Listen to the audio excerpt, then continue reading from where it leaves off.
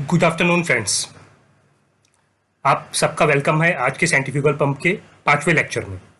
आज का जो लेक्चर है इसमें बेसिकली जो हम टॉपिक कवर करेंगे वो है हमारा एफिनिटी लॉ, जो सेंट्रीफ्यूगल पंप्स पे किस तरीके से अप्लाई होता है। सो फ्रेंड्स, इस लेक्चर को स्टार्ट करने से पहले मैं आप सबसे ये रिक्वेस्ट करूंगा कि अगर आपको मेरा लेक्चर अच्छा लगता है और आपको इससे कुछ वैल्यूएबल चीज़ें सीखने को मिलती हैं तो प्लीज़ मेरे चैनल को सब्सक्राइब कीजिए और जितना ज़्यादा हो सकता है उतना ज़्यादा शेयर भी कीजिए और लाइक भी कीजिए। सो फ्रेंड्स, आज का हम लेक्चर स्टार्ट। सबसे पहले हम बात करते हैं main component of centrifugal pump. जो भी हमारा सेंट्रीफ्यूगल पंप है ये बेसिकली एक डायनेमिक डिवाइस रहता है जिसमें जो भी मेरा लिक्विड है इसको एक जगह से दूसरी जगह जो ट्रांसफर किया जाता है वो इंपेलर के रोटेशन की वजह से इसको ट्रांसफर किया जाता है। जो भी हेड डेवलप होता है पानी में वो भी इंपेलर के रोटेशन की ही वजह से डेवलप होता है। इस टॉपिक को मैंने अच्छे से अपने पहले, दूसरे और तीसरे लेक्चर्स में कवर किया है। सो फ्रेंड्स, जिसने भी वो लेक्चर्स मिस किए हैं मैं आप सबसे रिक्वेस्ट करूंगा कि मेरे वो लेक्चर्स पक्का देखिएगा, तो आपको किसी भी तरीके का डाउट नहीं रहेगा ये अंडरस्टैंडिंग लेने के लिए। जो भी फ्लूइड की वेलोसिटी है और हेड है जो भी वो प्रोड्यूस करता है ये बेसिकली इंपेलर के डायमीटर पे ही डिपेंड करता है और उसके रोटेशंस पे कितने रोटेशन वो घूम रहा है।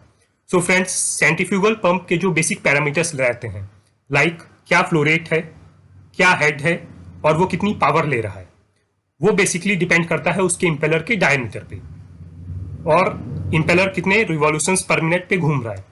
फ्रेंड्स, दोबारा सुनिए, ये बहुत इंपॉर्टेंट पॉइंट है।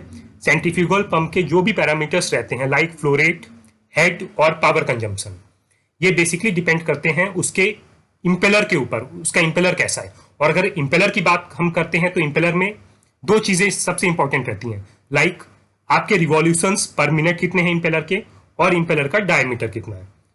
सो फ्रेंड्स, अब हम चलते हैं अपनी नेक्स्ट और हम बात करते हैं एफिनिटी लॉस के बारे में। सो फ्रेंड, अगर हम एफिनिटी लॉ की बात करते हैं तो जैसा कि मैंने आपको पहले बताया कि एक इंपेलर में बेसिकली दो चीजें रहती हैं, एक वो कितने रिवॉल्यूशंस पर मिनट पे घूम रहा है और दूसरा कितने डायमीटर पे। तो एफिनिटी लॉ में हमें दो में से एक चीज को कांस्टेंट रखते हुए दूसरी चीज को वेरी करना है और उसका इंपैक्ट देखना है कि कैपेसिटी, हेड और पावर पे उसका क्या इंपैक्ट पड़ता है। ये जो भी इंपैक्ट है इसको बेसिकली बोलते हैं एफिनिटी लॉ। सो फ्रेंड्स, एक सिंपल लैंग्वेज में कैपेसिटी, हेड और पावर कंजम्पशन एक सेंट्रीफ्यूगल पंप का आइदर डायमीटर को या फिर रिवॉल्यूशंस पर मिनट एक इंपेलर के वेरी करने से कैसे वेरी करते हैं, इस लॉस को गवर्न करता है पंप का एफिनिटी लॉ। फ्रेंड्स, अगर हम बात करते हैं affinity law due to variation in revolutions per minute, ये हमारा पहला केस है जिसमें हम ये मान के चलते हैं कि पंप के डायमीटर को हमने कांस्टेंट कर दिया, लेकिन जो भी पंप है उसके रिवॉल्यूशंस पर मिनट आरपीएम को हम वेरी करते रहते हैं। सो फ्रेंड्स, एफिनिटी लॉ ये बोलता है कि जो भी मेरी कैपेसिटी होती है पंप की वो बेसिकली डायरेक्टली प्रोपोर्शनल होती है रिवॉल्यूशंस पर मिनट के। जो भी मेरा हेड होता है वो प्रोपोर्शनल होता है square of revolutions per minute और जो भी मेरा पावर कंजम्पशन प्रोपोर्शनल होता है वो होता है cube of revolutions per minute के। मीन्स मान लीजिए मैं इन तीनों केसेस के लिए मान लीजिए मैं जस्ट अपना रिवॉल्यूशंस पर मिनट डबल कर देता हूं। कैपेसिटी के केस में रिवॉल्यूशंस पर मिनट डबल करते ही वो direct flow rate directly proportional है रिवॉल्यूशंस पर मिनट के, तो नया फ्लो रेट जो होगा वो जस्ट डबल हो जाएगा। जो हेड है वो एन स्क्वायर के प्रोपोर्शनल है, हेड मेरा 4 गुना हो जाएगा और जो पावर है वो एन क्यूब के प्रोपोर्शनल है। मीन्स यहां जब मैं वैल्यू रखूंगा नई वाली तो वो 2n क्यूब हो जाएगी, तो नई पावर मेरी इनिशियल पावर के 8 गुना हो जाएगी। इसको और अच्छे से क्लियर करने के लिए फ्रेंड्स नीचे मैंने कुछ एग्जांपल्स दिए हैं, आइए उन्हें देखते हैं। सो फ्रेंड्स, अगर हम बात करते हैं ये पहले एग्जांपल की, एक सेंट्रीफ्यूगल पंप है मेरे पास में जिसका फ्लो रेट है 10 मीटर क्यूब पर आवर। मान लीजिए इसका आरपीएम 100 है। अब मेरे को फ्लो रेट कैलकुलेट करना है जब मैं इसके आरपीएम को 200 कर देता हूं। तो फ्रेंड्स, एफिनिटी लॉ मेरा बोलता है कि जो भी मेरा फ्लो रेट है वो डायरेक्टली प्रोपोर्शनल होता है number of revolutions per minute के। तो friends, Q1/N1 is equal to Q2/N2। इससे जैसे ही मैं कैलकुलेट करता हूं मेरा नया फ्लो रेट वो आता है 20 meter cube per hour. So friends, नया फ्लो रेट मेरा इनिशियल फ्लो रेट के जस्ट डबल है क्योंकि यहाँ पे रिवॉल्यूशंस पर मिनट मैंने जस्ट डबल किए हैं। तो जैसा कि एफिनिटी लॉ बोलता है कि Q is directly proportional to N only, revolutions per minute only. जैसे ही मैं इसे डबल करता हूँ नया फ्लो रेट मेरा डबल हो जाएगा। सेम आप इस एग्जाम्पल में देख सकते हैं, इनिशियल फ्लो रेट 10 था तो फाइनल फ्लो रेट मेरा 20 हो गया। फ्रेंड्स, एग्जाम्पल 2, इसमें हम बात करते हैं हमारा, मान लीजिए एक सेंट्रीफ्यूगल पंप है जिसका हेड है 10 मीटर, रिवॉल्यूशंस है 100 आरपीएम। अब आपको नया हेड कैलकुलेट करना है जब आपका आरपीएम होता है 200। तो फ्रेंड्स अगर नए जो भी हेड है एफिनिटी लॉ के हिसाब से वो डायरेक्टली प्रोपोर्शनल होता है आरपीएम के स्क्वायर के, means h1/n1 square is equal to h2/n2 square. जब आप यहाँ पे वैल्यूज पुटअप करेंगे तो आप देखेंगे जो नया हेड आपको मिलता है वो मिलता है आपको 40 मीटर। तो फ्रेंड्स ये जो नया हेड आपको मिला ये इनिशियल हेड के 4 गुना है, बिकॉज एफिनिटी लॉ बोलता है कि head is proportional to N का स्क्वायर। जैसे ही आप नंबर ऑफ रिवॉल्यूशंस को डबल करते हो नया हेड जो है वो इनिशियल हेड के 4 गुना होगा, जो आपको इस एग्जाम्पल में देखने को मिल रहा है। अब फ्रेंड्स बात करते हैं एग्जाम्पल 3 की, जिसमें मान लीजिए एक आपके पास में सेंट्रीफ्यूगल पंप है जिसका पावर कंजम्पशन 10 वॉट है और आरपीएम है 100। अब आपको नया पावर कंजम्पशन कैलकुलेट करना है जब आप इसके आरपीएम को 200 कर देते हो। सो फ्रेंड्स पावर कंजम्पशन जो है वो डायरेक्टली प्रोपोर्शनल होता है number of revolutions per minute के क्यूब के, means P1/n1 cube is equal to P2/n2 cube. तो यहां से जब आप नई पावर कैलकुलेट करोगे तो वो 80 वॉट आती है, मीन्स वो इनिशियल पावर का 8 गुना कैलकुलेट होती है। क्यों? और इससे आसानी से आप समझ सकते हैं P is directly proportional to n cube, power revolutions per minute के क्यूब के प्रोपोर्शनल है।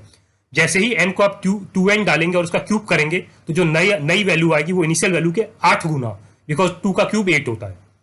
सो फ्रेंड्स ये एग्जांपल उसको क्लियर करता है।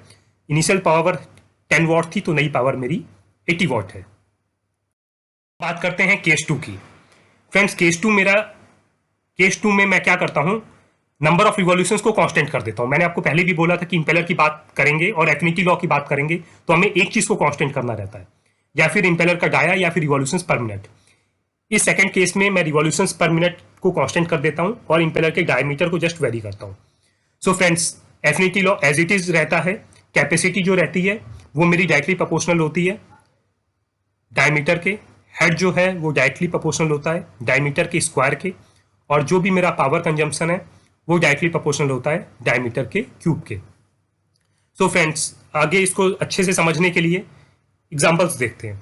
अगर मान लीजिए मैं आपको एक सेंट्रीफ्यूगल पंप देता हूं एग्जांपल 1 में, जिसका फ्लो रेट है 10 meter cube per hour, diameter है 0.01 मीटर। अब आपको नया फ्लो रेट पता करना है जब इसका डायमीटर होता है 0.02 मीटर। एफिनिटी लॉ बोलता है कि फ्लो रेट जो डायरेक्टली प्रोपोर्शनल है वो डायमीटर के, means Q1/D1 is equal to Q2/D2। जब आप यहां से नया फ्लो रेट कैलकुलेट करके आते हैं तो वो आता है 20 meter cube per hour, means initial flow rate के जस्ट 2 गुना। आप डायरेक्टली भी इसे कैलकुलेट कर सकते हैं, फ्लो रेट डायरेक्टली प्रोपोर्शनल है डायमीटर के।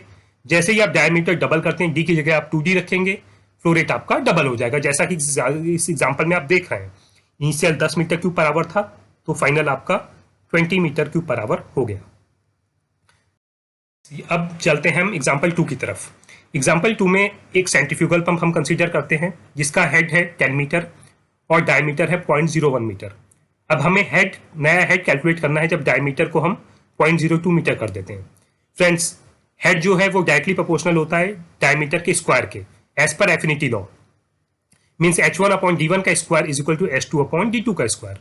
जो नया हेड मेरा कैलकुलेट होता है वो होता है 40 मीटर, इनिशियल हेड के जस्ट 4 गुना।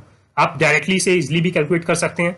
हेड प्रोपोर्शनल है एफिनिटी लॉ के हिसाब से डायमीटर के स्क्वायर के, डी की जगह आप 2D रखिए, और जैसे ही आप 2D का स्क्वायर करेंगे वो value 4 times of initial value अपने आप आपको निकल के आ जाएगी, जैसा इस एग्जांपल में आप देख सकते हैं। इनिशियल हेड 10 मीटर था तो फाइनल हेड मेरे को 40 मीटर मिलता है।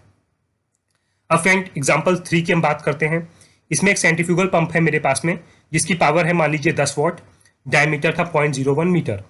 अब आपको नई पावर कैलकुलेट करना है जब इसके डायमीटर को मैं जस्ट डबल कर देता हूँ 0.02 मीटर। तो फ्रेंड्स एफिनिटी लॉ बोलता है कि पावर कंजम्पशन जो भी है वो आपका डायरेक्टली प्रोपोर्शनल होता है डायमीटर के क्यूब के, means P1/D1 cube is equal to P2/D2 cube.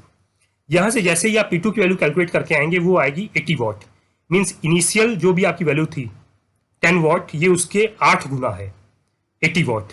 ये आप डायरेक्टली भी कैलकुलेट कर सकते हो, like power is directly proportional to D का क्यूब, डी की जगह आप 2D रखिए और उसका क्यूब कीजिए तो 2 का क्यूब 8, मीन्स जो नई पावर आएगी वो 8 गुना होगी ओरिजिनल पावर के। सिमिलरली ये एग्जांपल हमें बता रहा है इनिशियल पावर 10 थी तो फाइनल पावर मेरी 80 हो गई।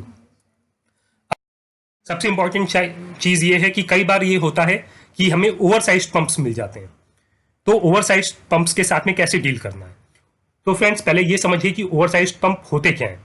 ओवर साइज पंप का मतलब ये रहता है कि जो भी पंप है हमारा वो हमारी डिजायर्ड से ओवर है। मीन्स मान लीजिए मेरे को 10 मीटर क्यूब का एक पंप चाहिए और हेड मान लीजिए मेरे को 10 मीटर चाहिए, और मान लीजिए मैं कोई ऐसा पंप लगा देता हूं जिसका फ्लो रेट है 15 मीटर क्यूब पर आवर और हेड मान लीजिए वो 20 मीटर देता है, तो इस केस में वो जो पंप है मेरा वो मेरी रिक्वायरमेंट से एक्स्ट्रा है, मुझे जरूरत ही नहीं है उतनी की।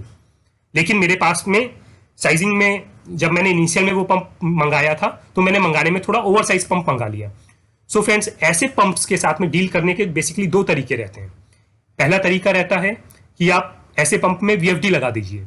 वीएफडी क्या होता है? ये बेसिकली आपका वेरिएबल फ्रीक्वेंसी ड्राइव होता है, जो आपके रिक्वायरमेंट के हिसाब से, लाइक आपको कितना फ्लो रेट चाहिए उसके हिसाब से ये इंपेलर के आरपीएम्स को कम या ज्यादा करता है।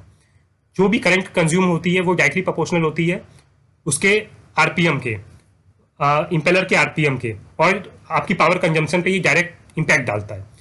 इस वीएफडी के बारे में मैं आगे के लेक्चर्स में आपको डिटेल में समझाऊंगा कि आखिर वीएफडी का रोल क्या होता है, वो कैसे रोल प्ले करता है। सेकेंड एक्शन आप ये कर सकते हैं कि आप जो भी आपका इंपेलर है उसकी आप ट्रिमिंग कर दीजिए, मीन्स उसके साइज को आप रिड्यूस कर दीजिए। बट इसमें एक लिमिटेशन आती है कि जो इंपेलर का साइज है वो मैक्सिमम आप 75% तक रिड्यूस कर सकते हो, बिकॉज इसके अगर आप नीचे जाते हो तो वो पंप के एनपीएसएच पे भी इंपैक्ट डाल सकता है। तो फ्रेंड्स, ओवर साइज पंप से डील करने के बेसिकली दो मेथड्स मैंने आपको बताए हैं। पहला, आप वीएफडी लगा लीजिए, या तो कोशिश कीजिए कि आप ओवर साइज पंप आप मंगा ही ना, अपनी रिक्वायरमेंट के हिसाब से बिल्कुल एग्जैक्ट साइज का ही पंप मंगाइए। अगर ओवर साइज आ जाता है तो इधर आप उसमें वीएफडी लगाइए, या फिर आप जो भी आपका इंपेलर है अपने इंपेलर की आप ट्रिमिंग करवाइए। वो भी 75% से ज्यादा ट्रिमिंग मत करवाइएगा, अदरवाइज आपका जो पंप है उसके अदर फैक्टर्स पे इंपैक्ट आने लगेगा, जैसे कि एनपीएसएच। सो फ्रेंड्स, आज के लेक्चर में हम इतने ही टॉपिक यहां तक ही कवर करेंगे। अगर फ्रेंड्स आपको आज अच्छा लगा हो तो प्लीज इसे लाइक, शेयर और सब्सक्राइब जरूर कीजिएगा।